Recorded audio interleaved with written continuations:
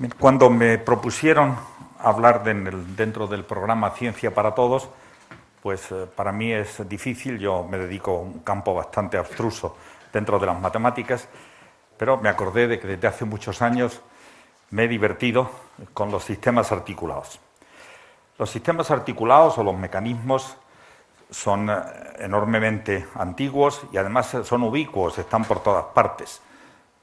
Hay un mecanismo del que difícilmente nos podemos desprender.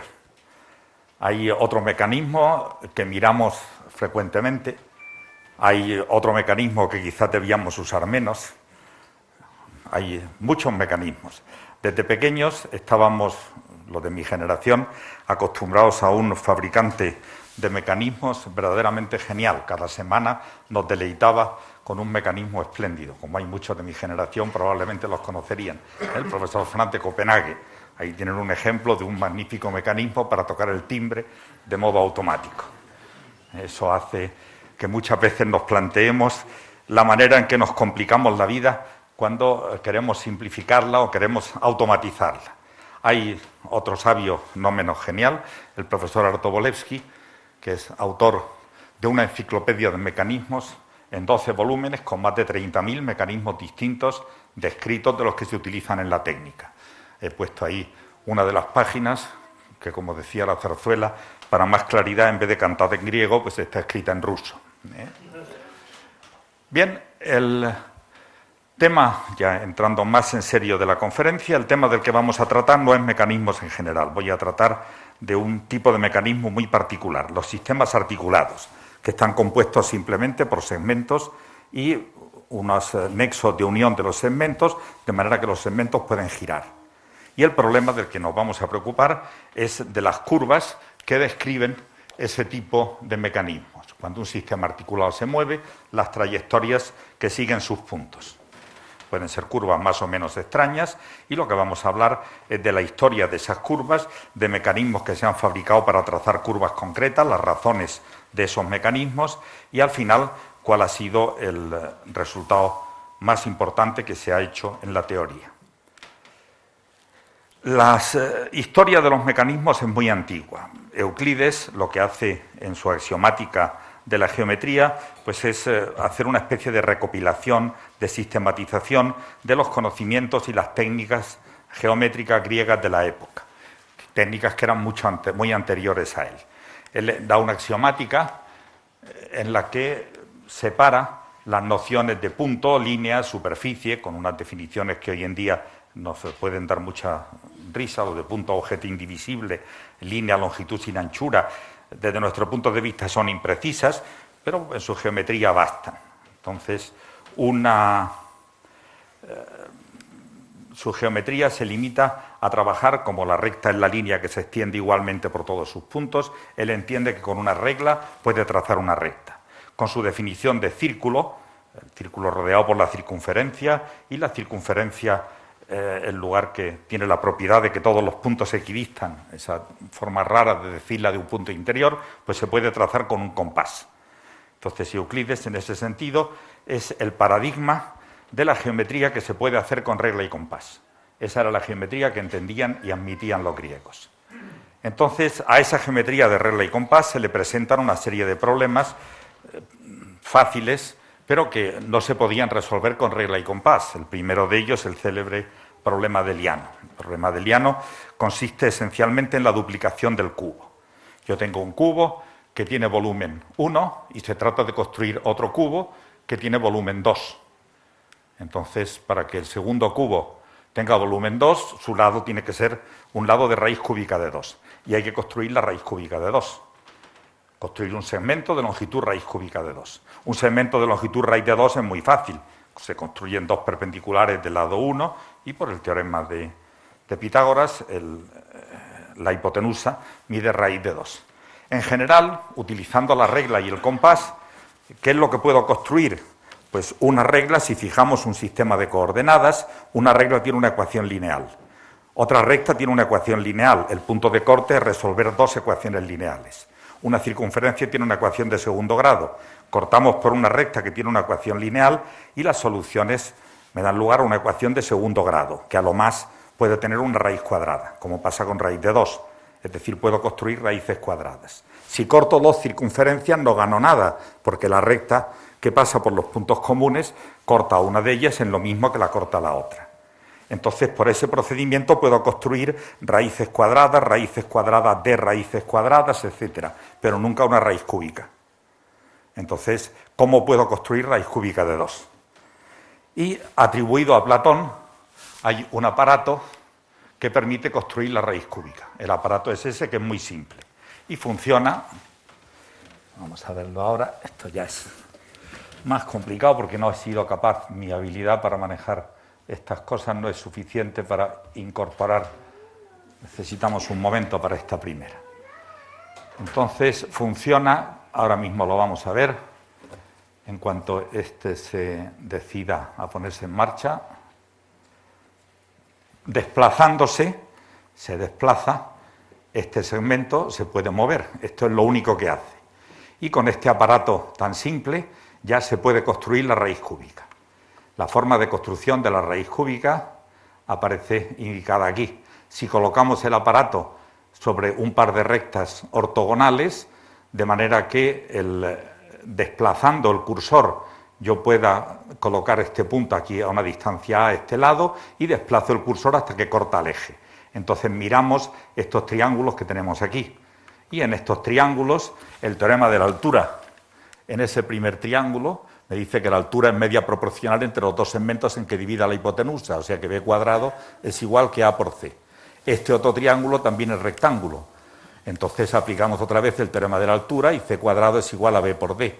Entonces simplemente elevando al cuadrado, b4 es igual a cuadrado c cuadrado, sustituyendo se va el b4 con el b que tengo aquí y nos queda que b cubo es igual a cuadrado por d, es decir, que si este segmento tiene longitud 1, pues justamente b es la raíz cúbica de d. Entonces, si colocamos aquí un segmento de longitud 1, ese segmento es la raíz cúbica de este segmento. O sea, con un aparato extraordinariamente simple, aquí vemos cómo se puede colocar, con un aparato extraordinariamente simple se puede calcular la raíz cúbica.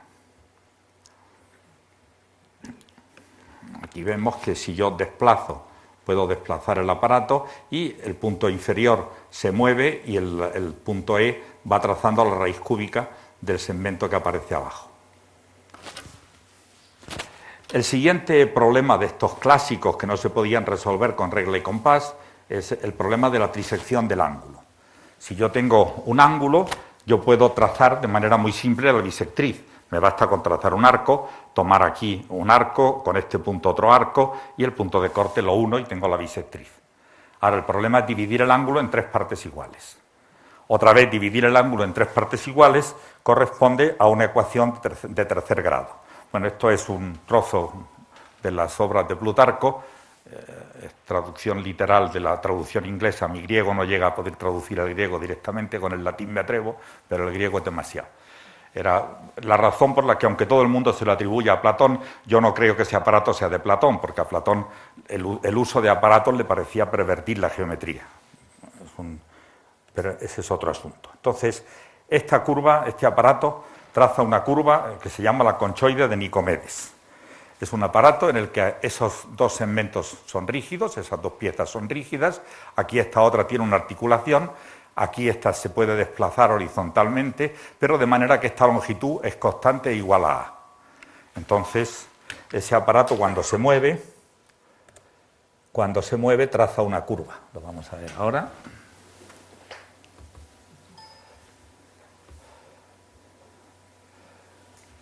Al desplazarse este punto, el aparato va trazando una curva. He puesto también debajo la curva simétrica, pero cuando se calculan las ecuaciones salen las dos a la vez. Entonces, esta curva es una ecuación de tercer grado y gracias a ella podemos resolver el problema de la trisección del ángulo. La solución también es muy elemental.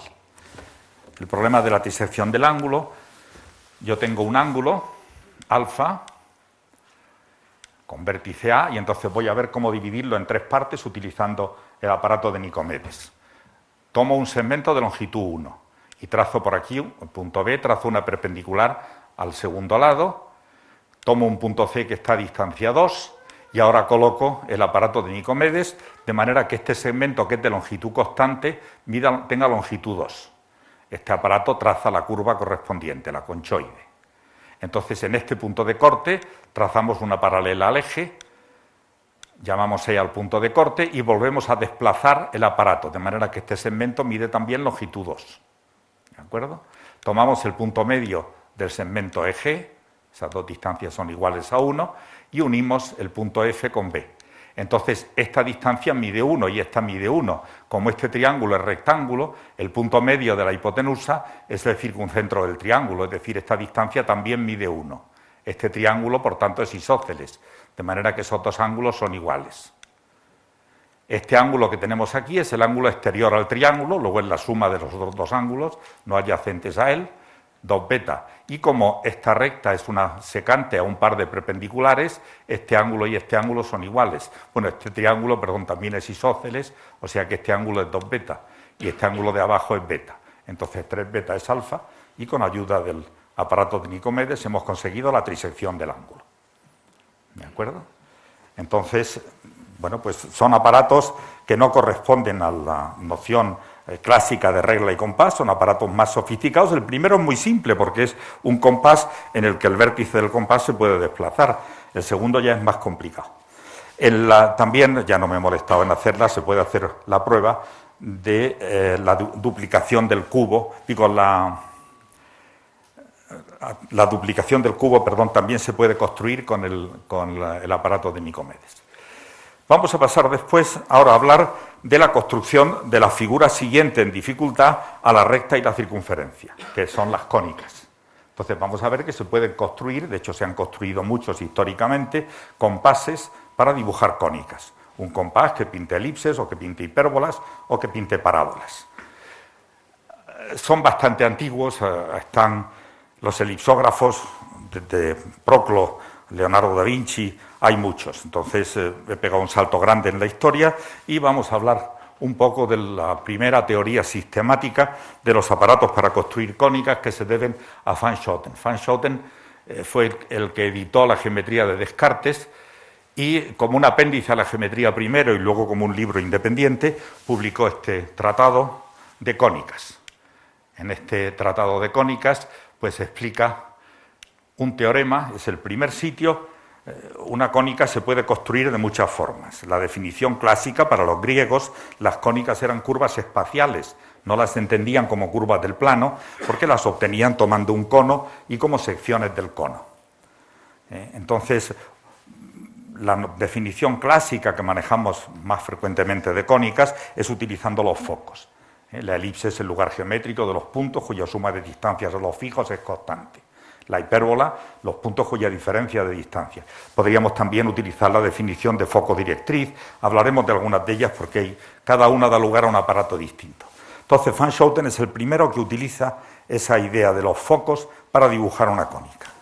Demuestra un teorema muy bonito que dice, si tenemos un rombo articulado, es decir, el rombo se puede mover los vértices A, B, C, D. El punto A se deja fijo y el punto C se obliga a moverse en una circunferencia que tiene centro O. Es decir, este segmento es de longitud constante, estos segmentos también, este punto es fijo. Entonces, en este dibujo, Van Schoten asegura que el punto P se mueve en una elipse. Es inmediato, claro, porque el punto P está en la diagonal BD, por tanto la distancia PA es igual a la distancia PC. Entonces la suma de las distancias OP más PA es lo mismo que OP más PC, que es el radio de la circunferencia, que es constante. En este caso, cuando los puntos están colocados en esta situación, es decir, cuando el punto P se sale fuera del rombo, entonces el dibujo que aparece, el punto C, cuando tomamos la curva que traza el punto P es una hipérbola. ¿Por qué razón? Porque ahora la distancia PA, por volver a estar el punto en esta diagonal, la distancia PA es igual a la distancia PC. Entonces, la distancia OP menos la distancia PA es lo mismo que OP menos PC, que es OC, que es el radio de la circunferencia. Y cuando hacemos la circunferencia de radio infinito, para convertirla en una recta, pues nos quedan simplemente con esta construcción, al estar el punto en la diagonal, equidista de los vértices, es decir, el punto equidista de la recta y del foco, por tanto el punto P describe una parábola. Van Schouten dibuja, bueno, aquí está la construcción que hemos dicho, no sabía que la había escrito. Van Schouten dibuja sus conicógrafos con esos dibujos de la época tan bonitos y vamos a ver cómo funciona uno de ellos. Creo que es el que dibuja la elipse.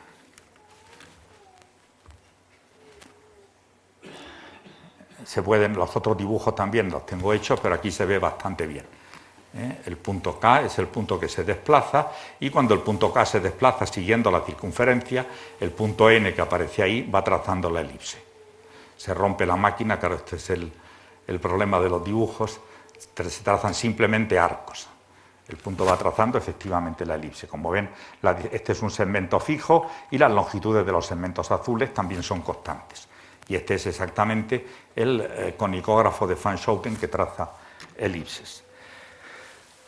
Gente tan importante y conocida como Newton, pues también se dedicaron al diseño de curvas. De hecho, Newton primero diseñó una familia de conicógrafos y luego diseñó una familia de aparatos basados en construcciones muy parecidas a la construcción de la conchoide de Nicomedes para trazar cúbicas.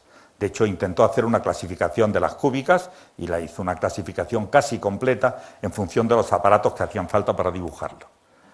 El aparato que está aquí, esta página está fotografiada directamente de los Principia, del libro de los Principia. Su idea es tomar dos segmentos unidos que forman un ángulo constante. Estos otros dos forman otro ángulo constante. Se obliga a uno de los puntos de corte a recorrer una recta y entonces Newton prueba que ese segundo punto recorre una cónica. Esa construcción de Newton es una construcción, Newton no lo sabe, y unos años después Blankenridge se da cuenta, y es una construcción totalmente nueva de las cónicas. Aquí ya no se construye la cónica como lugar de puntos cuyas propiedades o suma o resta de distancias a los fijos tiene unas ciertas propiedades, sino se construyen como puntos de corte. Yo tengo dos haces de rectas y son puntos de corte de rectas homólogas en una correspondencia entre los haces. O sea, que es lo que se llama la definición proyectiva de las cónicas.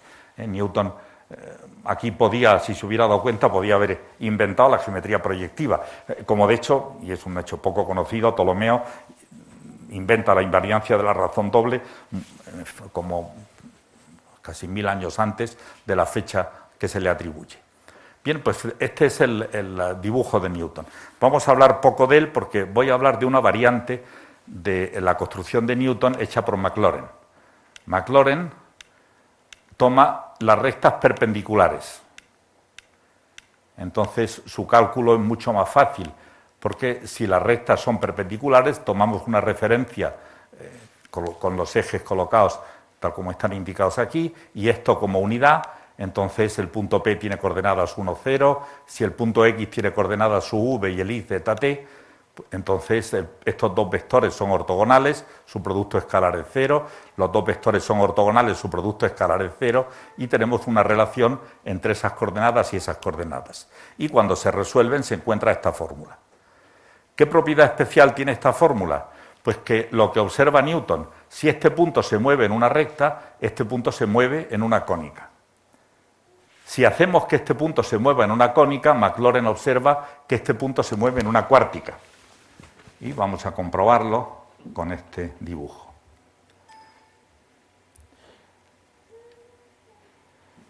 Aquí tenemos la construcción, el punto L, si lo hago moverse sobre la cónica, el punto M que tenemos ahí dibuja la otra curva rara que tenemos. Y esta curva, naturalmente, si tomamos una recta que haga esto, la corta en 4 puntos, es decir, esa curva es una cuártica. Entonces, para Maclaurin lo que hace es que transforma cónicas en cuárticas y utiliza esta construcción para obtener propiedades de las cuárticas a partir de propiedades de las cónicas. Pero Maclaurin es el primero que se da cuenta de la importancia de este tipo de transformaciones cuadráticas, que son transformaciones que en la geometría algebraica actual se utilizan mucho. Este tipo de transformaciones son las que generaliza después Cremona, se llaman transformaciones de Cremona, el grupo de Cremona, y desembocan en el tipo de transformaciones que utilizamos en geometría para lo que decía el profesor Galindo de la reducción de singularidades de Hironaka. Está basada esencialmente en el tipo de transformaciones descritas por primera vez por Maclaurin con ayuda de estos aparatos. Bueno, se pueden encontrar aparatos que dibujan las cónicas como lugar geométrico de puntos que equidistan cuyo producto de distancia, tal es que la razón de la distancia a un punto y una recta es constante, o sea, la ecuación foco-directriz, y también hay, curiosamente, no he querido cansarlos a ustedes con más aparatos de este tipo, un artículo publicado en la revista más importante de matemáticas, los Annals, pero de 1894, que descubrí el otro día, en el que se obtiene un aparato para proyectar curvas. Yo tengo una curva en el espacio en un plano, otro plano que forma un cierto ángulo con él, y hay un aparato que dibuja la primera curva como plana y en otro punto dibuja su proyección sobre el plano. Entonces proyecta circunferencias y dibuja elipses, hipérbolas o parábolas, según se elija la forma de proyección. Es una construcción extraordinariamente curiosa. Pero antes hablé de que circunferencia y recta eran fáciles y que íbamos a pasar a las cónicas, y cometí un error. La circunferencia es fácil e incontrovertible, el compás. Pero ¿y la regla? Y la recta, la pintamos como una regla. ¿Quién nos garantiza que la regla es una recta? Entonces hay un problema que es dibujar un segmento de línea recta. Ese fue un problema importante. Hay mucha leyenda urbana acerca de que era un problema de la academia con un premio. De hecho, era un problema con un premio de un periódico. Entonces resolvió el problema Posselier, un ruso que se llamaba Lipkin dijo que él lo había hecho antes, al final se demostró que había sido Posselier, pero el zar le regaló a Lipkin un premio algo así como 100 veces superior al que el periódico le había dado a Posselier, y de hecho y de hecho los rusos siguen llamándole la construcción de Lipkin. Pero vamos, para todo el mundo es la construcción de Posselier. Pero antes hay otras construcciones curiosas, intentando hacer una recta. Watt, el del vatio, de la máquina a vapor, intentó construir un aparato para dibujar líneas rectas. No lo consiguió, pero consiguió un aparato que se utiliza incluso hoy mismo, que es este. Este aparato de Watt, estos dos segmentos están sujetos y esto se puede mover. Este segmento es rígido también. Y este segmento se desplaza prácticamente en línea recta. No es una línea recta, pero casi casi. Podemos verlo aquí, que es lo que hace el dibujo de Watt. Y de hecho Watt ganó mucho dinero con este aparato y él estaba enormemente orgulloso de la invención. En este aparato de aquí, cuando nos movemos, el punto O se desplaza. De hecho, el dibujo que traza es una cúbica, pero este punto se mueve trazando aquí prácticamente una línea recta. Hubo en esta línea muchos intentos, los más famosos fueron los de Chebyshev, que intentó varios procedimientos que eran variantes del método de Watt, y al final decidió que era completamente imposible y se dijo que había sido capaz de probar que ningún mecanismo de 5 barras podía trazar una línea recta. Entonces aquí hay una cita de Ferguson en la que habla de esos intentos de Chebyshev. Entonces Chebyshev dijo no solamente que él no era capaz, sino que no era posible trazar realmente una línea recta. Él consiguió aproximaciones hasta las 12 cifras decimales con una combinación de aparatos. Este es el aparato de Chebyshev, que es una variante del aparato de Watt, simplemente ha hecho dos segmentos más largos aquí, y traza una curva ligeramente distinta. Aquí combina su aparato con otro aparato debido a Watt también. Este es el aparato, la curva que traza el aparato de Chebyshev, que este segmento de abajo que se recorre aquí es prácticamente de línea recta, y la combinación de los dos aparatos que aparecen en el otro lado no es una recta, pero prácticamente es una recta. El que de verdad dibujó las rectas fue Posselier, y dibujó las rectas utilizando una construcción que también venía desde los griegos, que se llama la inversión. Los griegos utilizaban para el estudio de la esfera celeste, para trazar planos de la esfera celeste, la proyección estereográfica. Si yo tengo la esfera, tengo los polos y tengo un plano, yo puedo proyectar el plano desde uno de los polos sobre la esfera. Entonces, esa proyección que tenemos aquí tiene una ventaja enorme, que es que conserva los ángulos. Entonces, como es conforme, conserva los ángulos para la representación de la esfera celeste, en la que lo que importan realmente son los ángulos y no las distancias, pues es justamente la herramienta ideal. Pero si combinamos dos de estas proyecciones estereográficas, es decir, el punto Z, proyección del X, lo proyectamos desde el P, entonces tenemos una transformación que nos lleva el punto X al punto Y. Esta transformación realmente donde se mueve es en el plano PX, P'O. Entonces, si miramos esta transformación en ese plano, aquí la tenemos puesta en el plano, pues nos encontramos con que los triángulos, este pequeñito que tenemos aquí, OXP' y OIP, son triángulos semejantes, los ángulos son iguales. Entonces, aplicando que son semejantes, OX partido por OP es OP' partido por OI, OP y OP' son iguales al radio, o sea, la distancia OX por la distancia OI es el radio al cuadrado. Esta transformación se llama inversión. Transforma el punto I con el punto E en el punto X, de manera que los tres puntos están alineados y el producto de esta distancia por esta es una constante. Lo que hace es que toma todos los puntos que están fuera del plano, fuera de la circunferencia, y los mete dentro, y los puntos que están dentro de la circunferencia los saca fuera. Entonces, ¿qué hará esta transformación con una recta? La recta es ilimitada. Entonces, ¿cómo se las apaña para meter una recta dentro de la circunferencia? Pues podemos volver a nuestra proyección. Si tengo aquí los polos y tengo ahí la recta, si yo proyecto desde el punto P, la proyección, todas las rectas que unen P con los puntos de la recta R están en el plano que contiene a P y a R. Ese plano corta a la esfera en una circunferencia. Y tengo que proyectar desde P'. La proyección de la circunferencia desde P' es otra circunferencia. Entonces, la inversión lo que hace es que transforma las rectas en circunferencias. Entonces, esa es la idea de Poisselier. Si la inversión transforma las rectas en circunferencias, también transforma las circunferencias en rectas. Luego, si yo tomo una circunferencia, su transformada, si soy capaz de construir la inversión, su transformada es una recta. Y eso es lo que hace Poisselier. No he podido encontrar ninguna foto suya, pero nos tenemos que conformar con el panteón de su familia. Entonces, su inversor consiste simplemente en un rombo articulado que tiene al lado S minúscula, y a ese rombo articulado ABCD le unimos otros dos segmentos más largos que confluyen en un punto O, de manera que esta longitud es S mayúscula y esta es S minúscula. Hay también una construcción clásica, la construcción que se llama potencia de un punto respecto a una circunferencia, que me dice que si tengo un punto y una circunferencia y trazo una secante cualquiera, el producto de la distancia OD por la distancia OB es constante. Entonces, si miramos esta secante, resulta que el producto OD por OB será lo mismo que OE por OF, pero OE es precisamente S mayúscula menos S minúscula, y OF es S minúscula más S mayúscula. Entonces, usando la noción de potencia, el producto OD por OB es esta diferencia de cuadrados que es constante, luego hay una inversión que lleva el punto D al punto B.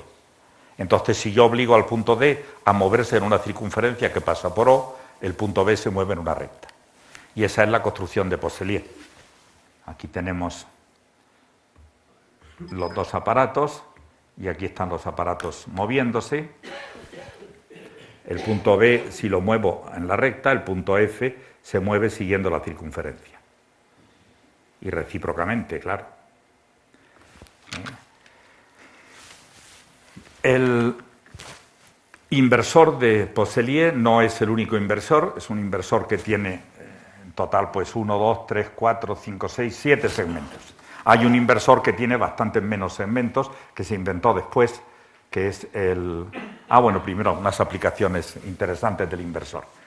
Una aplicación interesante, la primera es la idea de, no sé si muchos de ustedes han desarmado una cisterna de retrete, pero habitualmente están tan mal pensadas que cuando uno tira es un aparato que se desplaza un poco a izquierda y derecha y se rompe siempre. Entonces Mr. Penrose, usando un inversor, diseñó una cisterna de retrete perfecta. De hecho, se puede hacer, yo tengo en algún curso que he dado, recuerdo uno que di en FED de la UNESCO, pues puse como uno de los problemas construir esa cisterna y efectivamente me hicieron diseños los alumnos verdaderamente notables de la cisterna. También se utilizó para construir un ventilador que no hacía ningún ruido, un ventilador que era casi perfecto, un ventilador silencioso, y aquí tenemos el dibujo del ventilador. El inversor de Hart pues es un inversor mucho más simple, es lo que se llama una antiparalelogramo.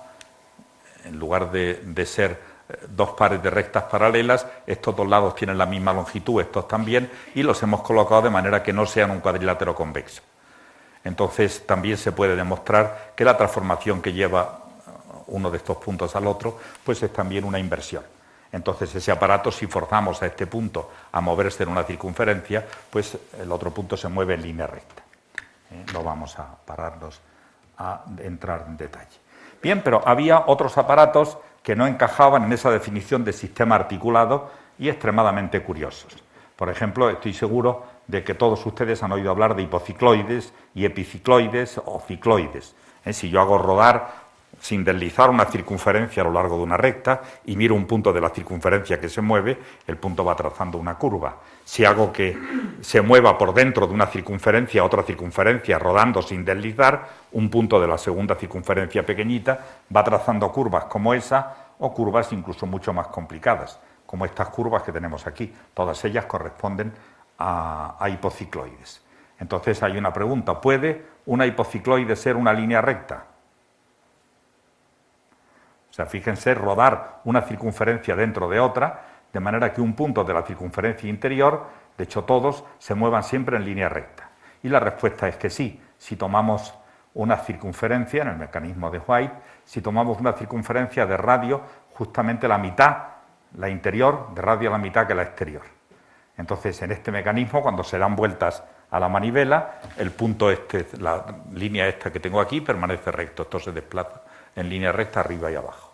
Lo que pasa es que ese mecanismo no se consideraba que trazara una recta porque no pintaba la recta. Tenía, aparte de que es una construcción, claro, veremos esa diferencia. Los mecanismos van a ser siempre construcciones en las que aparecen ecuaciones de segundo grado, ecuaciones algebraicas. Y aquí, en cuanto uno toma circunferencias que se mueven dentro de la otra, van a aparecer funciones con senos y cosenos, lo que se llaman funciones analíticas. Es un mecanismo que tiene una cierta trampa. Hay otros mecanismos, hay otro mecanismo en el espacio, de dos triángulos que basculan y también las líneas, los vértices de los triángulos se mueven en línea recta, pero esos ya son anecdóticos. Pero de esto de la cicloide hay una aplicación también enormemente interesante.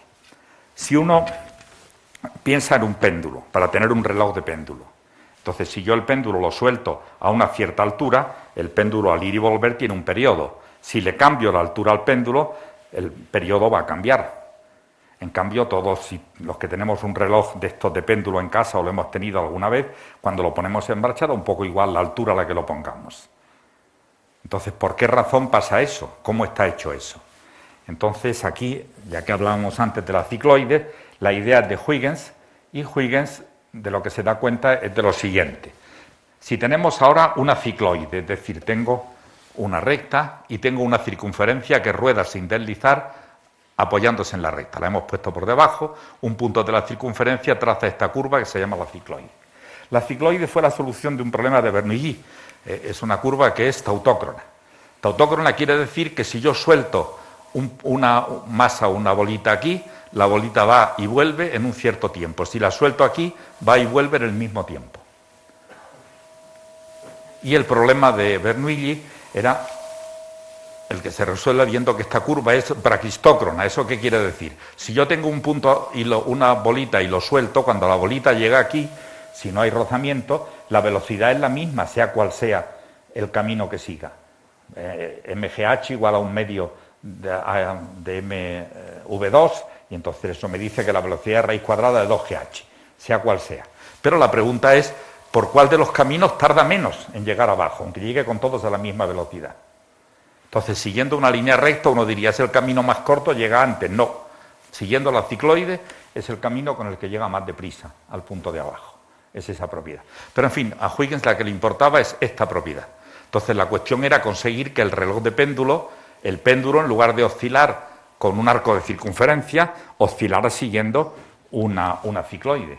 Pero claro, ¿cómo hacer eso? Si la barra del péndulo es rígida, al moverse el péndulo, pues entonces eso no puede cambiar. Entonces lo que hizo Huygens fue darse cuenta de una interesante propiedad de la geometría diferencial. Yo pensar que tengo una curva y que yo arrollo sobre la curva una cuerda. Y luego manteniendo tenso, o arrollo la cuerda y voy poco a poco despegándola. Pensar más fácil que ahí, que se ve poco, en una circunferencia arrollo la cuerda y la voy despegando manteniéndolo tirante. Tengo una especie de espiral. Entonces, esa espiral se llama la evolvente de la curva. Bueno, pues si yo tomo una cicloide, la evolvente de la cicloide es otra cicloide. Entonces lo que hago es poner aquí una cuerda y al final de la cuerda va el péndulo. Entonces, claro, cuando el péndulo va a girar, el péndulo está obligado, como es la cuerda se va ciñendo a esa cicloide, va describiendo el extremo del péndulo, va describiendo una cicloide también. Entonces da igual el punto de la altura del punto en que yo suelte el péndulo del reloj. Y ahí tenemos el trozo del libro de Huygens, donde aquí aparece contado el procedimiento y ahí aparece contado su diseño. Y esto es lo que utilizan la mayor parte de los relojes. Lo que buscaba Huygens era resolver el problema que no resolvió, que era necesario para la determinación de la longitud. La determinación de la longitud se basa en mirar la hora. Igual que uno puede muy fácilmente calcular el área con un peso, bueno, pues la forma de calcular la longitud geográfica es con un reloj, para el problema de la simultaneidad. Entonces, pero uno tiene que desplazar el reloj y mantener el reloj funcionando todo el tiempo en el barco hasta que uno llega al sitio donde quiere mirar la longitud, para comparar la hora del sitio, la hora solar del sitio, con la hora del sitio de partida. Pero claro, los relojes que tenían en la época, hablamos por ejemplo de la época en que Alonso de Santa Cruz escribió el libro de las longitudes, un libro maravilloso escrito en alrededor de 1550, 1555 creo que fue, donde da 12 maneras para calcular la longitud. Alonso de Santa Cruz era matemático, cosmógrafo y daba clases de matemáticas a Carlos V, siendo Carlos V emperador. Y tenía dos alumnos que eran Carlos V y San Francisco de Borja. Entonces hay unas cartas de San Francisco de Borja en que habla de que Carlos V se quejaba de que le ponían unos problemas muy difíciles y no los sabían resolver. Bueno, pues uno de los métodos, Alonso de Santa Cruz lo explica, el método este de las horas, era conocido, muy antiguo, lo explica junto con otros 12 métodos más con mucho detalle. Pues bien, el problema era que había relojes en aquella época de resorte, pero lo que no tenían era el áncora. Entonces, como no tenían el áncora, al principio iban muy deprisa cuando la cuerda estaba apretada y cuando el resorte se aflojaba iban muy despacio. Entonces no eran de fiar. Entonces hubo distintos intentos de tratar de construir un reloj al que no le importara, por ejemplo, con la idea de Huygens ya no importaba la amplitud del péndulo. Teóricamente, aunque el barco se moviera, el péndulo se iba a mantener estable, pero claro, no. Los movimientos del barco son también subidas y bajadas, alteran la gravedad y modifican el periodo. Entonces el método de Huygens no fue el método que sirvió, fue un poco posterior los relojes que sirvieron para la determinación de la longitud. Bien, pues aquí tenemos un sistema articulado en el que no es rígido, aparece la parte del péndulo que es rígida, pero esa parte es una cuerda. También esos sistemas, mecanismos en los que no son piezas metálicas, sino puede haber cuerdas que varíen la longitud, pues son también interesantes. Bien, saltando un poco más en la historia, vamos al resultado final clásico, que es el teorema de Kempe.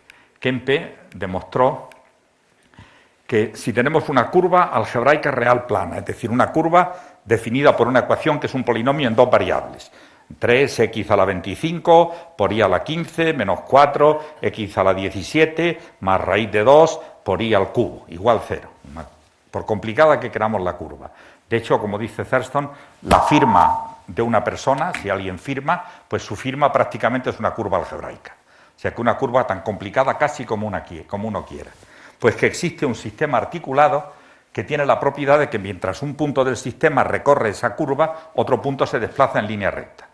Es decir, que se pueden dibujar cualquier curva algebraica con un sistema articulado. Es muy fácil demostrar que las curvas que se pueden dibujar con un sistema articulado son todas ellas curvas algebraicas.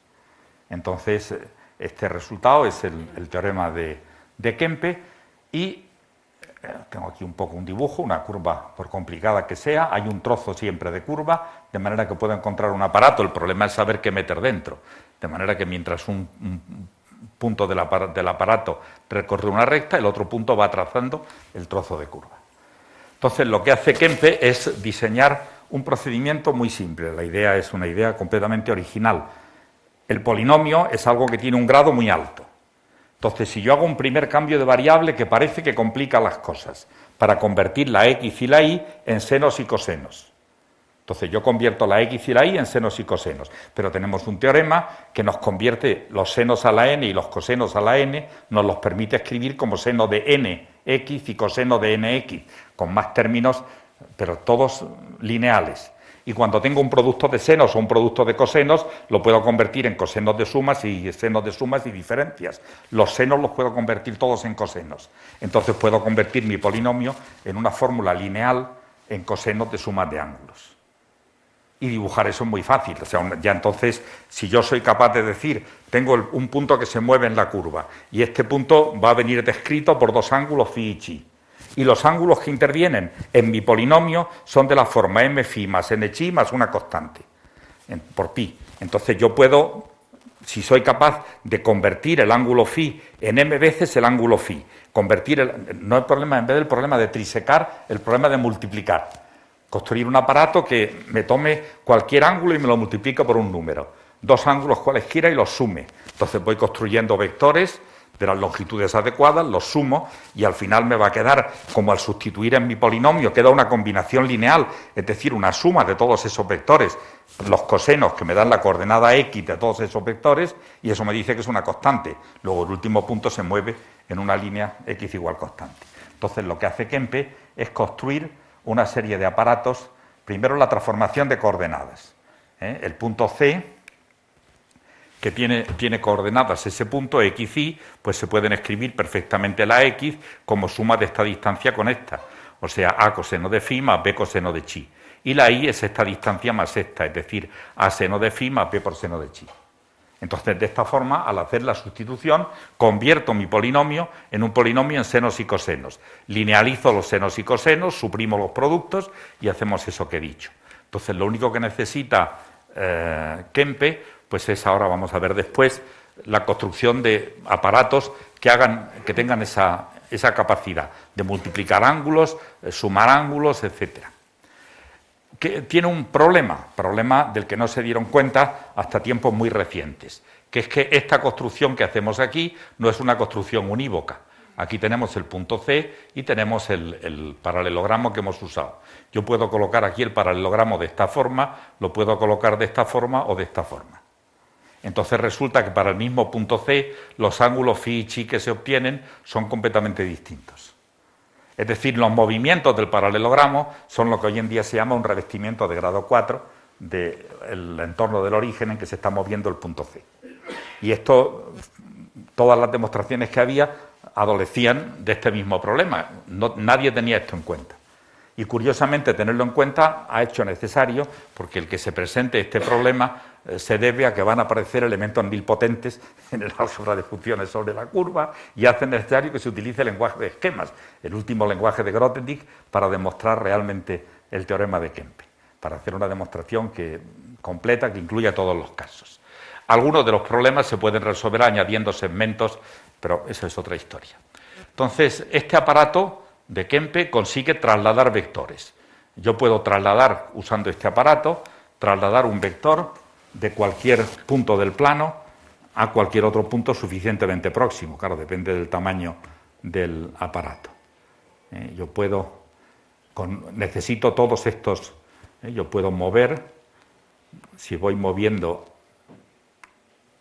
aquí tengo el segmento este que tengo aquí, lo puedo desplazar para colocarlo bien, lo puedo colocar aquí, si soy capaz, tenía que haber quizá entrenado un poco más, ya lo tengo puesto aquí. Entonces, puesto aquí este punto, ahora ya muevo estos otros y moviendo estos otros siempre tengo aquí este segmento y estos son exactamente iguales que este vector. Entonces se trata ya simplemente de desplazar este punto aquí y desplazando este punto aquí, ya he movido este vector y lo he colocado aquí con este aparato. Puedo desplazar vectores siguiendo todo el plano, del trasladador. Entonces, de la misma forma, puedo construir otros aparatos más complejos. Este girador tiene menos gracia.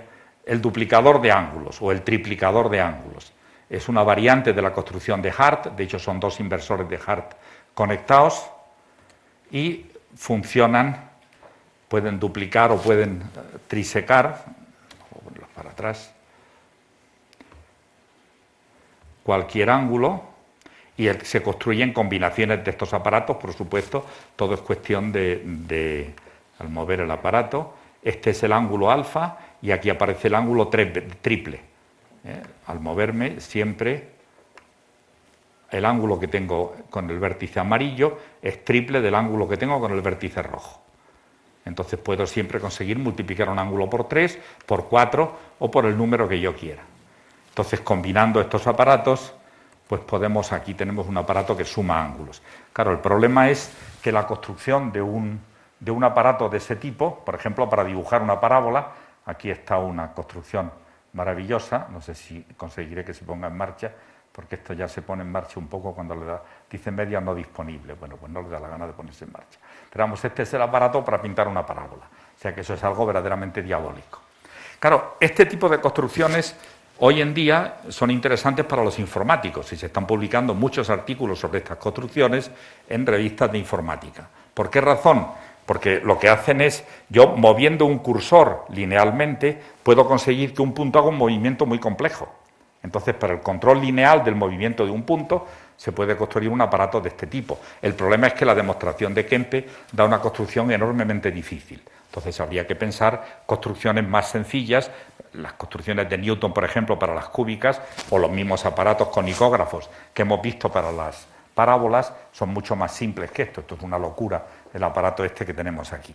Entonces, un problema básico a resolver y verdaderamente interesante es simplificar la construcción de Kempe para construir aparatos fáciles para dibujar por lo menos algunos tipos de curvas. Pero ¿cuál es el planteamiento moderno que se hace? Pues el planteamiento moderno es simplemente darse cuenta de que un sistema articulado no es más que un conjunto finito de vértices en el plano. Esos vértices pueden ser vértices fijos, que se están quietos, pueden estar obligados a seguir una curva, algunas ternas de esos vértices pueden estar obligados a estar alineados o pueden ser completamente libres. Aquí tenemos el aparato de Nicomedes y en el aparato de Nicomedes tenemos aquí los puntos A1 y A2 están fijos en el plano. Los puntos A1, A3 y A4 están obligados a moverse de manera que están alineados cuando se mueven. El punto A3 se tiene que desplazar a lo largo de esta línea y el punto A4, salvo que la distancia de A3 con A4 es constante, el punto A4 está libre. Entonces, cuando hacemos eso, aquí tenemos las longitudes, cuando hacemos eso podemos hacer lo siguiente. Colocamos un sistema de coordenadas en el plano. Como tengo un total de n puntos y cada punto tiene 2 coordenadas, tengo un total de 2n coordenadas. Y entonces podemos empezar a escribir las limitaciones que nos da el aparato. Cuando tengo un punto fijo, eso quiere decir que sus coordenadas están quietas, son constantes. Luego tengo las ecuaciones x sub y igual a y sub y igual a b, y esos números son fijos. Cuando tengo un punto que sigue una curva, sus coordenadas verifican la ecuación de la curva. Luego tenemos la ecuación que verifican. Si los puntos están alineados, tienen que estar en una recta. La ecuación, esa continua de la recta, nos da esta fórmula. Y si los puntos están unidos por una barra de longitud L, pues la suma de los cuadrados de distancias tiene que ser L cuadrado. Entonces, si vamos al aparato, en la conchoide, pues resulta que los vértices A1 y A2 son fijos. Entonces sabemos que las coordenadas x1 y 1, como aquí está el origen, son 0. Y la coordenada x2 es 0 y la coordenada y2 es a. El punto A3 está obligado a moverse en la recta esta ortogonal al eje Y por el punto 0A. Esa es la recta Y igual a. Entonces su coordenada y3 tiene que ser a. Los puntos A1, A2 y A3 están alineados. Entonces verifican esta ecuación. Y el punto A4 está libre, pero los puntos A3 y A4 están unidos por un segmento de longitud L. Entonces resulta que el conjunto de todas esas ecuaciones puestas juntas nos da todos los posibles estados del sistema. Son todas esas ecuaciones. Entonces, si queremos estudiar el movimiento del punto A4, lo que tenemos que hacer es proyectar del espacio que hay aquí de dimensión 8, proyectar sobre el plano x4 y 4. Proyectar sobre un plano es eliminar las restantes variables. Si eliminamos las variables, nos reducimos a estas dos ecuaciones, sacamos esto y quitando denominadores nos queda esta ecuación, que es la ecuación de la curva descrita por el punto x4 y 4 de la conchoide.